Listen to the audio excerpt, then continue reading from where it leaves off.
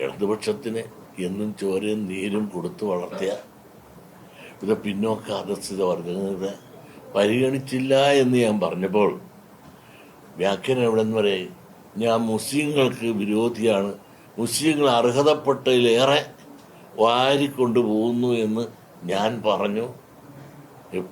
ഇത് ആടിനെ പട്ടിയാക്കി പിന്നെ പേപ്പട്ടിയാക്കാനാണ് ശ്രമിക്കുന്നത്. ഞാൻ അങ്ങനെയല്ല പറഞ്ഞു. ഞാനൊരു മുസ്ലിം വിരോധിയല്ല, ഒരു ക്രിസ്ത്യൻ വിരോധിയല്ല. ഇപ്പോൾ വിരോധം എന്നുള്ളത് ക്രിസ്ത്യാനിയും മുസ്ലിമും തമ്മിലാണ് ഏറ്റവും. പക്ഷെ അതിന് തന്നെ തെളിവല്ല. നിങ്ങൾക്കറിയാമല്ലോ, ഇവിടെയുള്ള തൃശ്ശൂരിൽ ഒരു സാമ്പിൾ വെടിക്കെട്ട് നടന്നില്ലേ? ആ സാമ്പിൾ വെടിക്കെട്ടിൽ ഈ സിനിമാ താരം എങ്ങനെ ജയിച്ചു? ക്രിസ്ത്യാനിയുടെ ഒറ്റ വോട്ട് കൊണ്ടല്ലേ അദ്ദേഹം ജയിച്ചത്. ഞാൻ പോലും പറഞ്ഞു അദ്ദേഹം ജയിക്കും എന്ന് പറഞ്ഞല്ല, ജയിക്കാനുള്ള യാതൊരു സാധ്യതയില്ല. ഈ ക്രിസ്ത്യാനിയുടെ ഒറ്റ ഒരു തീരുമാനം എടുക്കുകയും അദ്ദേഹം പാടിയ പാട്ടുകൾ എല്ലാ ക്രിസ്ത്യാനി ഭവനങ്ങളിലും ഇന്നും മുഴങ്ങിക്കൊണ്ടിരിക്കുകയാണ്. കാരണം എന്താ വെച്ചാൽ സംഘടിതമായി നിന്നുകൊണ്ട് ഇന്ന് ഭയന്ന് നിൽക്കേണ്ട ഒരവസ്ഥയാണ്. മുസ്ലിം സമുദായത്തിൽ നിന്നുള്ള ഭീഷണികളും കൈവെട്ടും കാൽവെട്ടും ആക്രമണങ്ങളും സഹിക്കാതെ ഇന്ന് ക്രിസ്ത്യൻ സമുദായം മൊത്തം വലിയ ഭീഷണിയിലും ഭയത്തിലുമാണ്.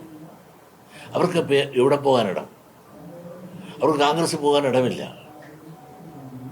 കാരണം നമ്മൾ കോൺഗ്രസ് എന്താ തീരുമാനിച്ചത്? കോൺഗ്രസിന് ഇന്ന് അഖിലേന്ത്യാ ലെവലിൽ പാർട്ടിക്ക് വോട്ട് കോൺഗ്രസ് പാർട്ടിക്ക് കൊടുക്കണമെന്നും നരേന്ദ്രമോദിയെ ഭരണത്തിൽ നിറക്കണമെന്നും മുസ്ലിം സമുദായം തീരുമാനിക്കുകയും അഖിലേന്ത്യാ ലെവലിൽ അത് അവർ നടപ്പിലാക്കുകയും ചെയ്തത്. അതുകൊണ്ടാണല്ലോ ആലപ്പി പോലും ആരിഫ് വന്നിട്ട് പോലും മണ്ണഞ്ചേരിയിൽ ഏറ്റവും കൂടുതൽ മുസ്ലിങ്ങളുള്ള സ്ഥലത്ത് പോലും ആരിഫിന് വോട്ട് കിട്ടിയിട്ടില്ല. കഴിഞ്ഞ പ്രാവശ്യം 10,000 വോട്ടിന് ജയിച്ച ആരിഫ് ഇത്തവണ 60,000 മേലോട്ടിന് തോറ്റ്. അതിൻ്റെ അർത്ഥം 70,000 മേലോട്ട് പോയി. എങ്കിൽ മുസ്ലിം പോലും വോട്ട് കൊടുത്തില്ല. അങ്ങനെ വലിയൊരു ഭീഷണിയിലാണ് ഇന്ന് കേരളത്തിലെ ക്രിസ്ത്യൻ സമുദായം. അപ്പോൾ അവർക്ക് സംരക്ഷകരായ ആരുമില്ല.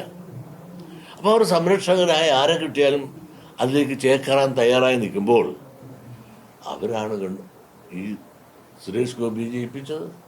ക്രിസ്ത്യൻ സമുദായത്തിൻ്റെ കൂട്ടായ വോട്ട് കൊണ്ടാണ് അദ്ദേഹം ജയിച്ചത്.